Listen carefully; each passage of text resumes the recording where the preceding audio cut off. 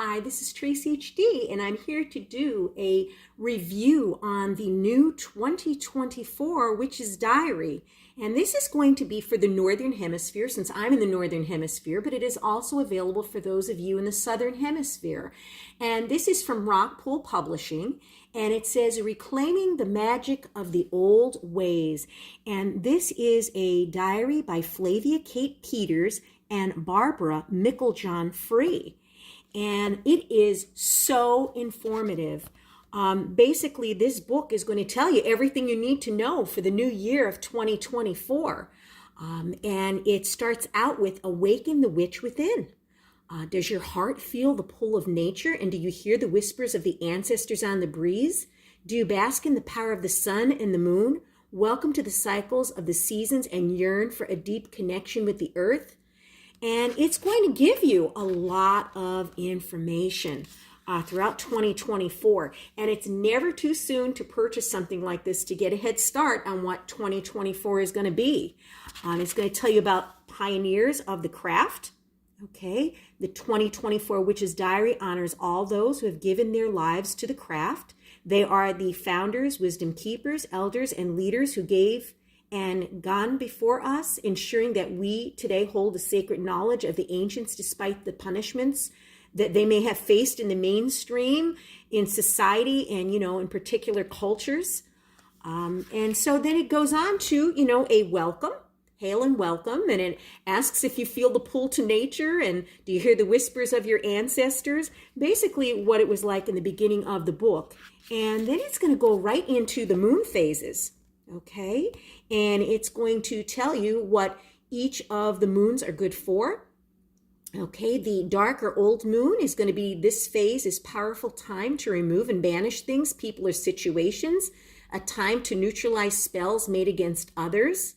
It's also a potent time for understanding your fears and anger and bringing about justice. And then it goes on to the waxing crescent moon. This is a phase for constructive magic to increase things, fresh beginnings and relationships, and sowing seeds for new ventures. And then it will go into the first quarter, the waxing gibbous, the full moon, the waning gibbous, the last quarter, and the waning crescent. So very informational regarding the moon phases. Then it's going to go into the lunar and solar eclipses. It's going to tell you about those for 2024 and 2025. Okay, and then it will go into the full moon here.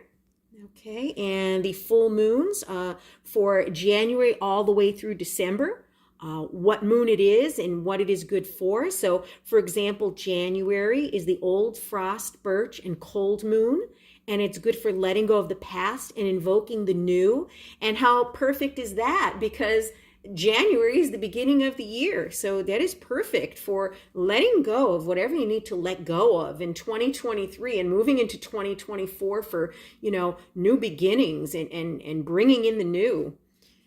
And then it's going to go into the Wheel of the Year, okay? And it's going to tell you that spiritual wisdom can be gained by recognizing the traditions of old witchcraft and the connection to the seasons.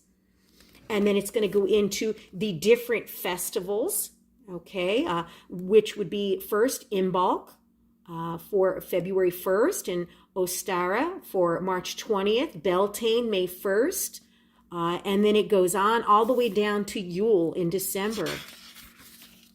And then we have the planting and harvesting days. So the new moon is an excellent time to sow leafy plants, vegetables like cabbage, broccoli, celery, cauliflower, and transplant leafy annuals.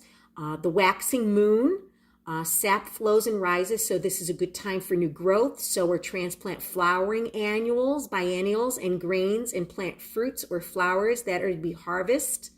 The first quarter moon is a good time to plant tomatoes, beets, broccoli, beans, and squash. And the full moon is good to plant crops such as potatoes, asparagus, fruit perennials such as apples and rhubarb.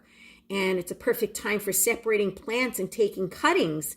And then it goes into the waning and last quarter. So a great planting guide here. And then it's going to tell you the planet rulers and the signs that they are related to. Aries would be Mars rather. Taurus would be Venus. Gemini is ruled by Mercury. Cancer, the moon. And then it goes into the goddess and moon phases. And it goes over the maiden, mother, and crone. And then the magical weekdays, and I love this, and it says, witches adhere to specific magical times, such as weekdays, to enhance their magical practice, and so they can work with the universal energies while they are the most potent in relation to the chosen spell. And we have Sunday through Friday. And then the magical moon times to cast spells. And then we have, let me just move my camera here, the magical meanings of colors. And, black would be elimination, banishment, retribution, north and earth. Blue would be peace, harmony, healing, reuniting, blessings. Magical directions, we have our north, south, east, and west. And then the trees of power, and it's going to go through all the different trees, okay? And what they are for, like the alder is for resurrection, rebirth, and fire. Ash is for healing, protection, and sea magic. And I have a huge 70-foot ash tree right outside my window. And it is said that the sap from the bark, I believe, or from the tree, was made into a tea, and it was used for healing purposes. So very fascinating stuff. And I'm sure you're familiar with these trees here. A lot of people have birch and cedar in their yards. And then it goes into the months, and you'll have a diary. It'll begin with January, letting go of the past and invoking the new. And it's telling you that January brings the energy of the new start as the calendar year begins. And then it's going to go into some moon magic, okay? And then it's going to give you a new year spell while holding a black tourmaline crystal to ground and protect your energy. And then you will say this spell. And then this is a nice little diary here where you can jot things down for each of the days, okay? Like a day planner. And then there's going to be some ritual magic and some Arnica recovery, telling you to give some time to rest. And then some kitchen wisdom, okay? And it's telling you, what to use in the kitchen.